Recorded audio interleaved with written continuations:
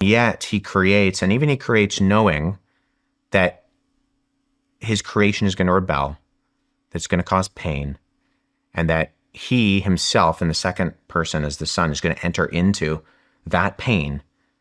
And yet it's to his glory. In the book of Revelation, the last book of the Bible, it says that before the foundations of the world were laid, the Lamb was slain. And so the cross wasn't a contingency plan. It wasn't an oops, I better fix things. It was all for the glory of God because he loves us and he wants right relationship with us. So you're saying it's not the works, it's grace and faith. So the way I understand what you're saying is if you have faith, then you wouldn't do the latter anyways. You wouldn't act like that anyways. Am I correct? In the wrong things? Okay. When we're talking about, it's not for your deeds or your works, correct? It's for your grace and faith. Yeah. To get you to heaven. That's what you said, correct? Yep. So if you had faith and grace, then maybe you wouldn't have done the works, but you wouldn't have lied, cheated, steal, murdered, done any of that shit. Does that make sense? Yeah, I mean, I think... So, but by having faith alone, you would not partake in breaking the 10 Commandments. Or at least there's an understanding that this is not what I should be doing. Right? There's a changing of mind in the mindset of when I think of my life before really understanding what Jesus had done on my behalf, I could easily explain away bad things, right? Because the significance of them was different. Martin Luther, the German reformer, he talks about the difference between, falling in a hole and making a bed in a hole. Or if you fall, you trip in the hole, and then you get out of the hole. But that's a mistake, and you understand that's a mistake. You don't then set up camp in the hole, or a bird flying over your head and a bird making a nest in your hair. Like when we truly understand the significance of the weight of the wrongdoing that we participate in, it grieves us, and we want to change. Right? Maturity is realizing that we shouldn't be doing these things, though we do them, because we're still on this side of eternity. We're still in a broken world, but we have an understanding and we have that conviction of the Holy Spirit that we shouldn't do them, and we don't want to do them. When I sin, when I sin against my wife, when I sin against my family, my friends, anybody, I feel convicted of that because I know I shouldn't be doing that.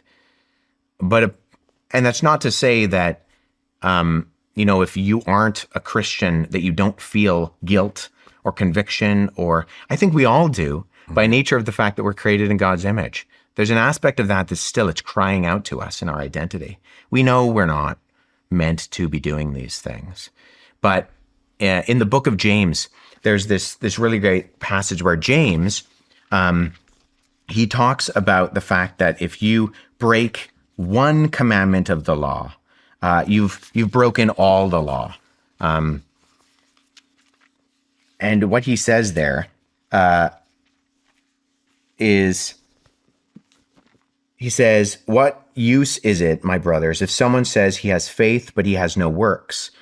Can that faith save him? If a brother or sister is without clothing and in need of daily food, and one of you says to him, 'Go in peace, be warmed and be filled,' and yet you do not give him what is necessary for their body, what is the use? Even so, faith, if it has no works, is dead by itself." Now, you could read that and think, well, he's saying it's faith and works, right? Because he says, show me your faith and I'll show you my works. But what he's getting there is not that it's both faith and works. It's that the works are going to be an outpouring of the faith that you have. He says, let me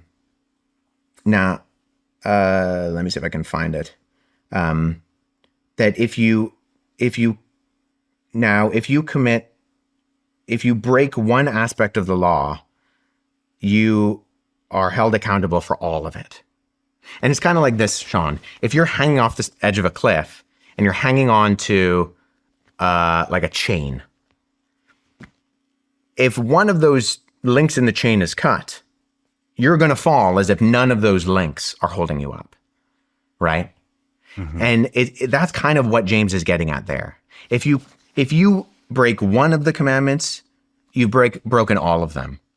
It's not that if you lie, you're now held accountable for murder, but it's that I'm hanging on to that chain. And if one of those links is severed, I'm going to plummet to my death, because there's no small sin, because there's no small God. That doesn't mean all sin is created equal. We know that murder is worse than sin. And we even see when Jesus is handed over to Pilate just before his crucifixion, he says, the one who's given me over to you has committed the greater sin. The law has more severe penalties for some sins and less severe penalties for others in the Old Testament. It's not that this is all, flattened out. There are gradations of sin, and we even understand that in our own civil law. But it's cosmic treason against a holy God. And so in that sense, it's always going to be significant because of who it's against. I read this, have you heard of the Jesus calling? I read this every morning. I read it more than my Bible because I actually understand that. And I know it's funny, but it's true. But, this morning I was reading it, and I was a couple days behind, so I've caught up. But, it was talking about, and a common thing in there is, it's always talking about, hand over your problems to me, hand them over to me. All the shit you're worried about, hand it over to me, I'll take care of it. And I don't understand what that means.